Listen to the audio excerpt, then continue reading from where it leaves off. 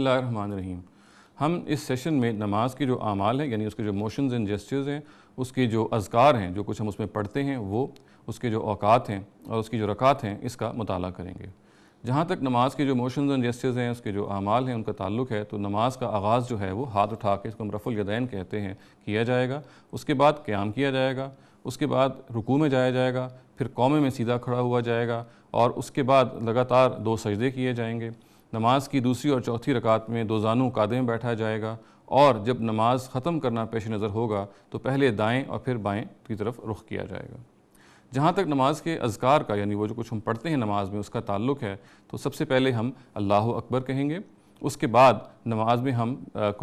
سورہ فاتحہ پڑھیں گے، اور سورہ فاتحہ کے بعد ہم قرآن مجید کا ایک حصہ ہے جو تلاوت کریں گے، اور اس کے بعد ہم اللہ اکبر کہہ کے رکوع میں جائیں گے۔ پھر سمیع اللہ لمن حمدہ کہہ کے ہم پھر قومے کی طرف اٹھیں گے، یعنی ہم قیام کریں گے، اور پھر اللہ اکبر ہم کہیں گے دونوں سجدوں میں جاتے ہوئے بھی اور ان سے اٹھتے ہوئے بھی۔ اور جب نماز کو ختم کرنا پیش نظر ہوگا تو پہلے دائیں طرف منہ کر کے السلام علیکم ورحمۃ اللہ کہا جائے گا، اور پھر بائیں طرف رخ کر کے السلام علیکم ورحمۃ اللہ کہا جائے گا۔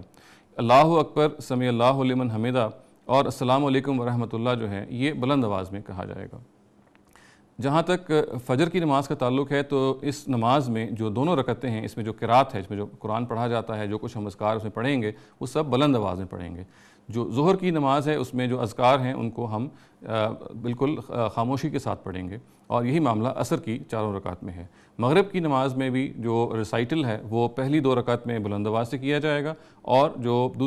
تیسری رکعت ہے اس میں خاموش رہا جائے گا اور خاموشی سے کیا جائے گا۔ جو عشاء کی نماز کا جہاں تک تعلق ہے تو پہلی 2 رکعتوں میں پھر جو قرات ہے وہ بلند آواز میں ہوگی، مگر دوسری رکعت میں پھر خاموشی سے ہوگی۔ جہاں تک عید کی جو نماز کا تعلق ہے اور جمعے کی نماز کا تعلق ہے تو دونوں رکعتوں میں، دونوں نمازوں کی دونوں رکعتوں میں بلند آواز سے قرات کی جائے گی۔ یہ وہ نماز کے لازمی اذکار ہیں۔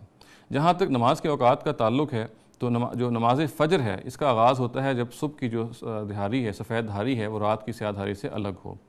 ظہر کی نماز کا آغاز تب ہوتا ہے کہ جب سورج جو ہے وہ نصف النہار سے نیچے آنا شروع ہو جائے، اور عصر کی نماز کا آغاز تب ہوتا ہے جب سورج جو ہے وہ مر العین یا جو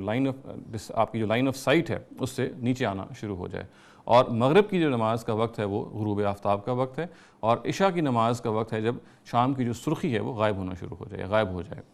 اس میں جو فجر کی نماز کا وقت ہے یہ طلوع آفتاب تک رہتا ہے، ظہر کی نماز کا جو وقت ہے وہ عصر تک رہتا ہے، عصر کی جو نماز کا وقت ہے وہ مغرب کی نماز تک رہتا ہے، اور مغرب کی نماز کا وقت عشاء تک رہتا ہے، عشاء کی نماز کا جو وقت ہے وہ آدھی رات تک رہتا ہے۔ اور یہ بھی جان لینا چاہیے کہ جو 2 ممنوع اوقات ہیں وہ سن رائز اور سن سیٹ، یعنی طلوع آفتاب اور غروب آفتاب کے جو اوقات ہیں یہ نماز کے لیے ممنوع اوقات ہیں، کیونکہ انہی اوقات میں پرانی جو قومیں ہیں وہ پرستش کیا کرتی تھیں۔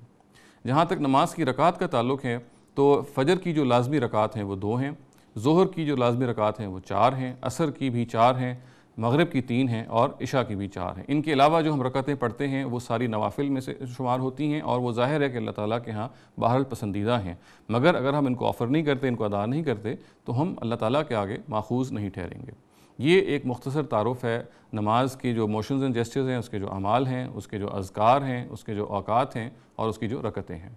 وآخر دعوانا الحمدللہ رب العالمین۔